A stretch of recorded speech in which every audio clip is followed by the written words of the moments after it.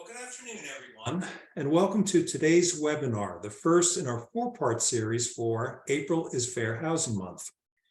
This week's webinar is entitled Top 5 Fair Housing Follies. My name is James Campbell, and I'm the Senior Manager of Industry Relations with NAA. I want to welcome all of our members in attendance. For this presentation, we wish to alert you to Visto's Professional Fair Housing Program of courses, and the URL is featured below. Before we get started, I want to go over a few housekeeping points. First, this presentation is being recorded and will be posted to our website and YouTube channel next week. You may then share this presentation with those colleagues and friends who are unable to attend at present. Second, we've allotted time at the end of today's presentation for live questions and answers, but you may also type your questions into the Q&A or chat boxes on your screen at any time during our presentation. So with that, let me turn things over to Aisha Beverly, NAA's General Counsel. Aisha? Thank you, James, so much for having me today. I want to give a good welcome to our audience this afternoon. And before we get started with the main feature, just a couple of quick words about NAA's Click and Lease and our Click and Comply programs. I've encouraged you to check out Click and Lease for all of your leasing needs, and then check out Click and Comply for all of your building maintenance needs. Next slide, James. So a quick reminder before we get started that today's information that you'll see in today's presentation does not and is not intended to constitute legal advice. Instead, all information presented today is provided for general information and educational purposes only. And you guys heard who I am, Aisha Beverly, NAA's General Counselor, and I'd like to introduce you to our guest presenter today, Doug Chasik, that fair housing guy. Doug is a senior instructor for NAAEI faculty and the former president of the Fair Housing Institute. With over 45 years of investment real estate experience, Doug has been president or CEO of 5 real estate companies, managing portfolios of approximately 28,000 apartments and 8 million square feet of commercial, retail, and industrial properties. So with that being said, Doug, I turn today's presentation over to you. Aisha, thanks very much, and good morning or good afternoon, as the case may be, ladies and gentlemen. Welcome to Fair Housing Follies. In the #1 spot is marijuana. So I'd like to see in the chat, is marijuana legal in your jurisdiction? Medical marijuana, recreational, perhaps both? So if you take a moment, put it in the chat. I'd just like to see what's going on out there. And while you're doing that, let me remind you respectfully that regardless of whether it's legal in your local jurisdiction, the feds still say that it's illegal. So that places us in sort of a risk management type decision, because on the one hand, somebody may make a reasonable accommodation request to say, well, I need medical marijuana. And on the other hand, you're saying, well, if I allow it, then am I complicit? Am I going to be charged for allowing something illegal? Well, here's the good news, that compliance with the Fair Housing Act doesn't require us to engage in any illegal activity. So from a business standpoint, you don't have to say, yes, absolutely, you can do this, but be prepared in some areas for challenges. So again, let's talk about that risk management element of this. It's really a business decision based on what your risk tolerance is. Also keep in mind that most folks who use medical marijuana don't smoke it, they ingest it or use oil. Now, one of the things that I found as a best practice is simply to be a smoke-free community. And that takes care of most of the requests you're going to have. Bottom line is, as always, you want to consult a fair housing attorney. And again, I say this respectfully, I know all of you have landlord-tenant attorneys, and I'm sure they're all doing great work for you. However, they may not all be fair housing experts. So consult with a fair housing expert. But for the time being, the feds say marijuana is a Schedule I drug. Possession is illegal. That's, if I was managing property, that would be the position I'd take. All right, in the #2 position, we're going to talk about animals. So I know you're probably wondering, well, Doug, what can 83 cats do that one cat can't? And the answer is, I don't really know, but in order to find out, you're going to have to submit 83 individual accommodation requests, one for each cat, and tell me how each of those cats allows you to more fully enjoy living at our community. Listen, HUD finally, thankfully, has issued some plain English guidance with regard to assistance animals. That's not to say that there wasn't any guidance prior to this, but the guidance that they have issued now, which, by the way, if you haven't already read it, at the end of this presentation, you'll see the URL for HUD. You can go to the HUD website, the Fair Housing section, and download it. This guidance gives us some very specific direction as far as what we can do when it comes to animals. Now, what to do with regard to requests for a single animal or multiple animals? Well, let's pause for a moment and think about the general topic of disability. Are you aware that for the past 6 consecutive years, complaints alleging discrimination under the Fair Housing Act due to disability have accounted for almost or more than half of all fair housing complaints that were filed? Half. And, you know, I'm one of those people who are part of the aging of America, so it's certainly something with population growth slowing, but aging, unfortunately, not slowing. As people age, stuff doesn't work as well anymore, and some of us require an accommodation or a modification. So it's not surprising. What is surprising is how little a lot of folks know about how to deal with it. So let's review. I know we have animals on the screen, but let's review in general what we need to be aware of when it comes to requests for an accommodation, a change in your policies or procedures, or modifications, a change in the physical plan. First of all, the person must be disabled. They must fit the definition of disability as contained in the Fair Housing Act. Disability is the only protected class that allows for an accommodation or a modification. Next, the request must be necessary. This is really important. It must be necessary, not convenient, not wouldn't it be lovely, not I could really, really use this. It must be necessary for them to more fully enjoy living at or accessing the amenities, the apartment home, the common areas.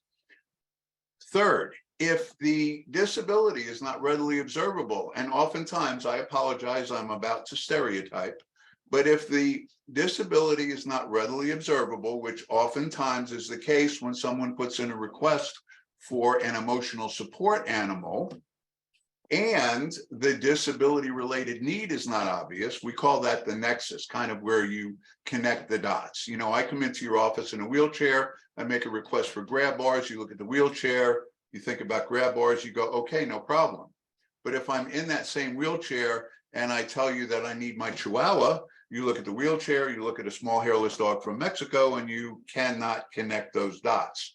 In that case, we are entitled to ask for written confirmation from a caregiver or healthcare provider of their need for that accommodation or that modification. And side note, caregiver or healthcare provider, it doesn't have to be a medical doctor. And finally, another place where I see people kind of getting close to the edge of, uh-oh, I shouldn't have done that, is with regard to documentation. Ladies and gentlemen, anything and everything to do with fair housing needs to be documented. You should all have a request form. You should all have a verification form. However, you cannot force a prospect or a resident to complete your form. If they don't want to complete it, that's fine. You complete it for them. James, I think it's about time that we find out a little bit about crime. So how often do you hear this question? Is this place safe? And more importantly, how often don't you hear it? However, your service professionals or your groundskeeper or your housekeeper hears it, because let's face it, they have a lot more contact with your residents than the folks in the office typically. And when someone sees someone else with a uniform and a name tag, they figure, oh, that person must have the answer. So how does your staff who's not in the office respond to that question? And how should they respond to the question? So what to do? Very simple. We need to be training everybody in how to respond to questions that, quite frankly, even though they may be qualified to answer, should more be addressed by the office staff. So my advice, my best practice advice is very simple.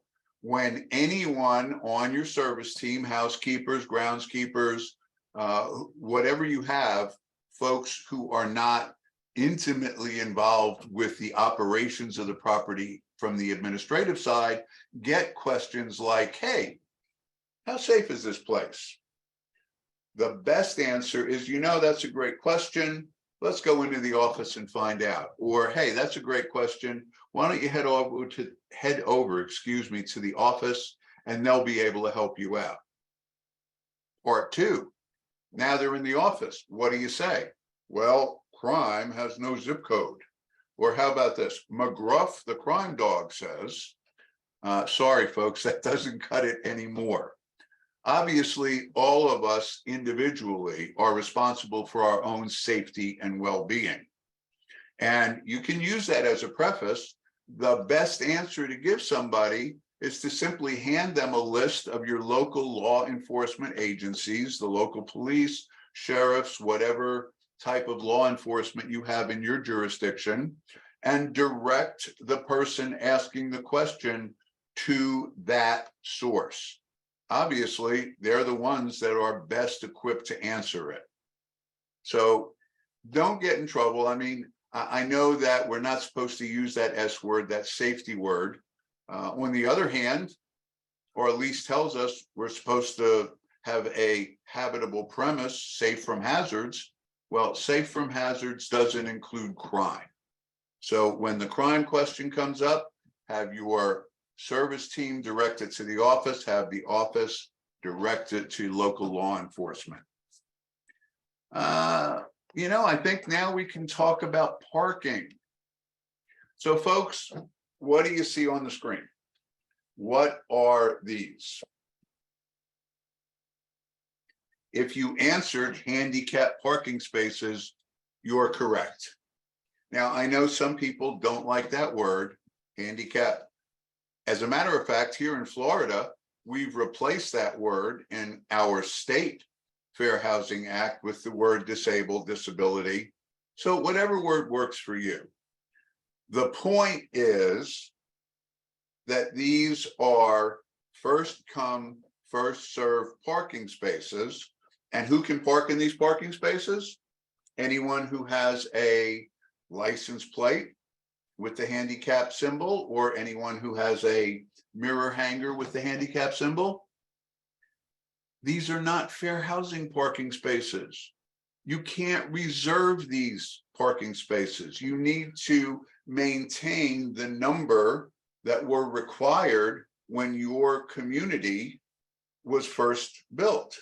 There was a requirement. It may have been based on the total number of parking spaces. It may have been based on the total number of apartment homes that you have. Either way, you have as many of these blue sign spaces as you have, and you can't reserve them for fair housing. What you need to do is create fair housing parking spaces. So rule number one about a fair housing parking space: don't use any blue paint or blue signs. You don't want to confuse the people who are entitled to park in these kind of parking spaces by having them have to decide, well, this doesn't have the big blue wheelchair, but it is blue, it has blue stripes. No, don't use blue. Rule number 2, what kind of fair housing parking space do you need?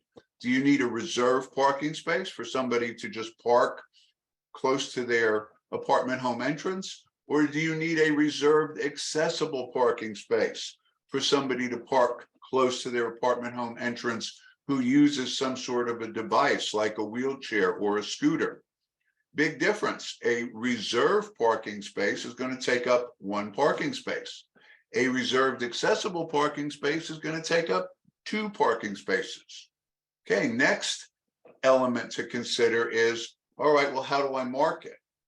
Mark it very simply. Have a sign that says reserved parking, violators will be towed, because fair housing says it's reasonable for us to protect the space, meaning that if somebody parks there who's not supposed to park there, we're going to tow them away. Now, last element here is be aware of the rules in your jurisdiction. Some jurisdictions are going to require a second sign, and that sign is going to tell them where their car is when they come back and find it's not here anymore. And by the way, don't put the resident's name or apartment number on the sign.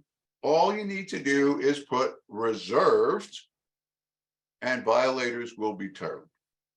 Okay, how about special treatment? I don't understand. Why does she have a dog? I thought this place didn't allow pets.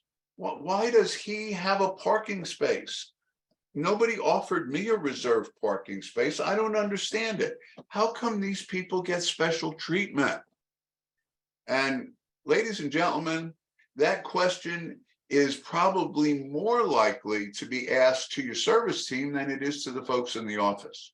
So again, when your service team gets those kinds of questions, they should be directed to the office. Wow, you know, I'm not really sure, but I know the folks in the office can help you out. Gee, I don't know. That's a great question. Let's go over and talk to the manager. I know that he or she will know. That's your service team response. Now they're in the office. They want your response. Well, let me warn you, this is an ugly answer alert. Ugly answer alert. There's not a whole lot you can say. Here's what I would say. Here's what I suggest. You know, I can no sooner discuss your situation with Doug than I would discuss Doug's situation with you. The only thing I can tell you is that we comply with all federal, state, and local laws regarding housing. I know that's not very specific, but that's all I can tell you. And ladies and gentlemen, that is all you can tell them. You can't violate a resident's privacy. Well, Doug, why can't I tell them that it's fair housing? Well, now you're indirectly violating the privacy of the resident, because what's going to happen? Whoever asked you is going to go home and they're going to ask the Google about fair housing, and pretty soon they're going to come up with accommodations and modifications, and maybe tomorrow they're going to show up with a dog with a vest and a little laminated card from the National Registry of Assistance Animals, which, as we all know, doesn't really exist, does it? So don't violate anybody's privacy. Don't give people an answer that causes them to go in search of a more, how shall we say, detailed answer, but simply say, as awkward as this may sound, you know, I'm sorry, but I can't talk about our residents. All I can tell you is that we comply with all federal, state, and local laws covering housing. Well, James, it looks like we have a couple of minutes, so I have a bonus topic here. Section 8. And since I've already crossed the line stereotyping, I might as well stay here a few minutes longer. So the question is, what about this protected class known as source of income? It's not a federally protected class. It's only in certain jurisdictions. So if source of income is not a protected class in my jurisdiction, then I can just refuse Section 8. I don't have anything to worry about, right? No. 2 words, ladies and gentlemen: disparate impact. As a matter of fact, the reason that recipients of Section 8 recipients of other legal forms of income are a protected class in an increasing number of jurisdictions is because they have been turned away so often. And why have they been turned away? Well, sometimes it's because of the administrative burden that accepting Section 8 places on us. Well, here's some good news. That administrative burden has been lightened consistent, and it has been lightened considerably. It used to be very burdensome. Now, not so much. Yeah, there's a little bit of paperwork involved, a little bit extra paperwork, maybe a couple of extra forms. The bottom line, though, is it's not that burdensome that we should just reject it out of hand. But here's the other reason that a lot of places turn away Section 8 without a second thought. Because who receives Section 8? The stereotype. Well, those people receive Section 8. Well, we don't want those people.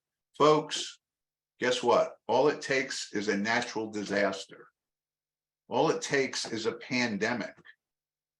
And you and me could be those people. So when it comes to Section 8, when it comes to Social Security disability, when it comes to annuity income, income is income is income is income. When people qualify, remember, that's it. What are our obligations for fair housing compliance? Anyone who qualifies is entitled to buy or lease the home of their choice. And once they have bought or leased the home of their choice, they are entitled to equal access and equal enjoyment. So when somebody who receives Section 8 comes to your community, and make sure you qualify them accurately. You have to not qualify them the way you would qualify somebody with income not from Section 8 or other sources, but you have to take the amount of their voucher, subtract that from your rent, and then qualify them on their portion of the rent, not the total rent. That's where a lot of people get into trouble. So if you're not taking Section 8, you might want to consider it. All of the stereotypes aside, when I owned rental property, all I can tell you is happiness was positive cash flow. For additional fair housing resources, NAA maintains an online portal for especially relevant offerings for NAA. Oh, I'm sorry, I'm out of turn here. Let me come back a bit. NAA has 3 more webinars in this series, and we maintain an online portal where you can register all at once, and the URL is at the bottom of the screen. In addition, on this portal, you will see that we have 2 brand new toolkits, fair housing toolkits that we've just updated. One is on accessible design and construction. The other is on emotional support animals that Doug touched upon. Again, URL is below.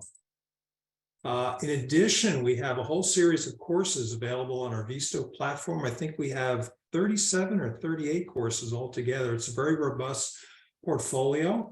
Those are 2 examples right there, and you can click on the URL to view all 37 on the Visto platform. Finally, we have a separate portal which contains even more information, specifically explanations of the Fair Housing Act, state and local protections, and a section on website accessibility resources and more. So there's the URL at the bottom of that. If you like what you're hearing today, and I would assume that you do, the next 3 webinars in this series, as well as this one, will be posted to our YouTube channel. There is the YouTube URL below. You're welcome to pursue those at your leisure and to refer your colleagues and friends to that as well. And then finally, Doug has been very gracious. He provided a screen capture of the HUD government/fair housing website that contains significant resources as well. So with all of that, I would like to thank everybody in attendance for this. I certainly want to thank our presenters once more, Doug and Aisha, for this. And want to thank our audience. We value your membership and we appreciate your attendance always.